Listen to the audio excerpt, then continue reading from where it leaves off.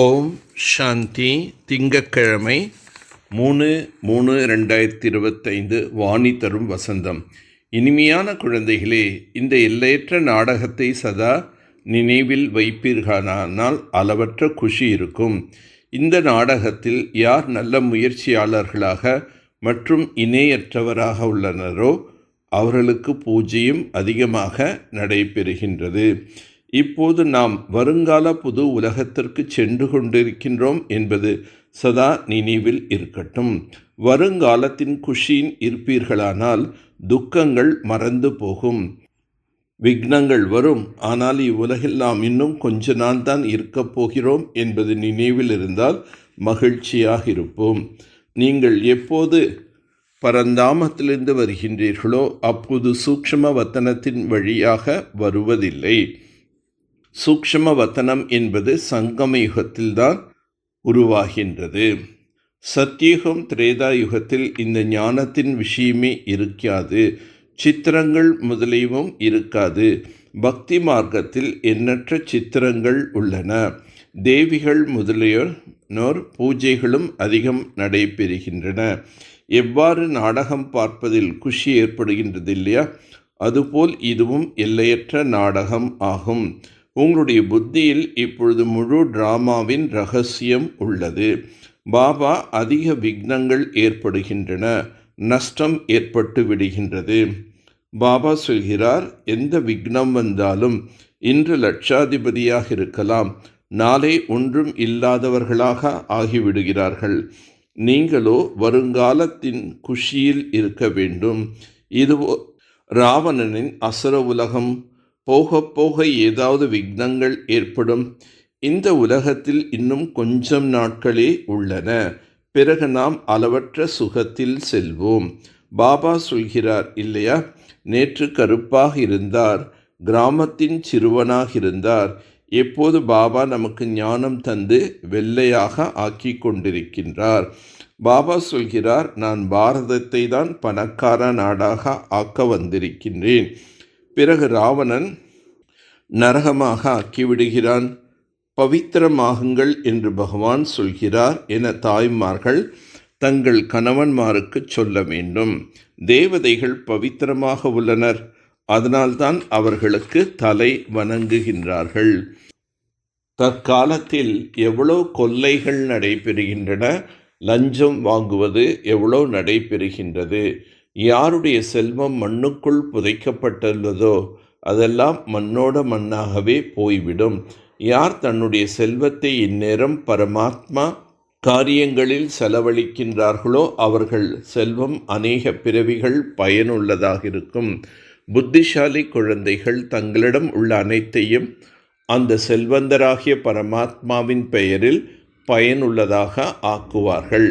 நீங்கள் புண்ணிய ஆத்மாக்கள், நீங்கள் புண்ணியத்தின் காரியத்தை தான் செய்கிறீர்கள். எவ்வளோ பணம் உள்ளதோ அதை பாரதத்தை சொர்க்கமாக ஆக்குவதற்கு செலவு செய்து கொண்டே இருக்கின்றார்கள். பாபா, என்னுடைய ஒரு செங்கலையாவது இதில் வைத்தால் அங்கே எனக்கு மாளிகை கிடைத்துவிடும். எவ்வளோ புத்திசாலி குழந்தைகள்! கற்களுக்கு பதிலாக தங்கம் கிடைக்கின்றது. டிராமாவின் அனுசாரம் எது நடந்து முடிந்ததோ அது டிராமா வினாடிக்கு வினாடி என்ன நடைபெறுகின்றதோ அதை நாம் சாட்சியாக இருந்து பார்க்க வேண்டும். யாருடைய அதிர்ஷ்டத்தில் இல்லை என்றால் பத்தித்தமாக ஆகிவிடுகிறார்கள். நாமோ உடல், மனம், செல்வம், பாரதத்தை அவசியம் சொர்க்கமாக ஆக்க வேண்டும். அனைத்தையும் பாபாவின் மீது அர்ப்பணம் செய்ய வேண்டும். சகோதரர் சகோதரி என்ற உறவு தூய உறவு. உங்களுக்குள் தீய பார்வை என்பது இருக்க முடியாது.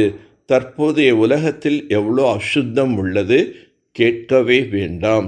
எப்படி பாபா இரக்கம் வந்ததோ அதுபோல் குழந்தைகளாகிய உங்களுக்கும் இரக்கம் வர வேண்டும். குழந்தைகளாகிய நீங்களும் பாபாவுக்கு உதவியாளர்களாக ஆக வேண்டும். செல்வம் இருந்தால் ஆன்மீக மருத்துவமனை, ஆன்மீக பல்கலைக்கழகத்தை திறந்து கொண்டே செல்லுங்கள். யார் கல்பத்திற்கு முன் ஞானத்தை பெற்றிருப்பார்களோ அவர்களின் புத்தியின் பூட்டு திறந்து கொண்டே போகும். யார் முற்றிலும் கல் புத்தியாக உள்ளனரோ அவர்களை தங்க புத்தி உடையவர்களாக ஆக்க வேண்டும். பாபாவுக்கு மிகுந்த குஷி இருக்கின்றது. நாம் யோக பலத்தின் மூலம் நம்முடைய ராஜ்யத்தை ஸ்தாபனை செய்து கொண்டிருக்கின்றோம். புத்திசாலியாக ஆகி தன்னிடம் உள்ள அனைத்தையும் செல்வந்தராகிய பரமாத்மாவின் பெயரில் பயன் உள்ளதாக ஆக்கிக் கொள்ள வேண்டும். பத்தீத்தமானவர்களுக்கு தானம் கொடுக்கக்கூடாது. பிராமணர்களை தவிர வேறு யாருடனும் தொடர்பு வைத்து கொள்ளக்கூடாது. புத்தி என்ற பையிலிருந்து ஞானம் வெளியேறி விடுகிற மாதிரி ஓட்டை எதுவும் இருக்கக்கூடாது. எல்லையற்ற தந்தை எல்லையற்ற ஆஸ்தி தருவதற்காக படிப்பு சொல்லி தந்து கொண்டிருக்கின்றார். இந்த குப்தமான குஷியில் இருக்க வேண்டும். பாபாவுக்கு சமமாக இரக்க மனமுள்ளவராக ஆக வேண்டும். சம்பன்னதா மூலம் சந்துஷ்டதாவை அனுபவம் செய்பவராக சதா முகமலர்ச்சியுடன் வெற்றியாளர் ஆகுக. யார் ஒருவர் அனைத்து பொக்கிஷங்களாலும் நிரம்பி இருக்கின்றார்களோ அவர்களே சதா திருப்தியாளர் ஆவார். திருப்தி என்பது முழுமை. தந்தை முழுமையாக இருப்பதால் மகிமையின் கடல் என்று சொல்லப்படுகின்றது. அவ்வாறு குழந்தைகளே, நீங்களும் மாஸ்டர் கடல் என முழுமையாக இருந்தால் சதா குஷியில் நடனமாடுவீர்கள். தன்னுடைய குஷியை தவிர வேறு எதுவும் வர முடியாது. தானே முழுமையாக இருப்பதால் எவருடனும் தொந்தரவு அடைய மாட்டார்கள். தடை குழப்பம் எதுவாயினும் விளையாட்டாக அனுபவம் ஆகும். இன்னல்கள் மனம் மகிழ்விக்கும் சாதனமாக ஆகிவிடும். நம்பிக்கை புத்தி உள்ள காரணத்தினால் சதா மகிழ்ச்சியுடன் வெற்றி அடைவார்கள்.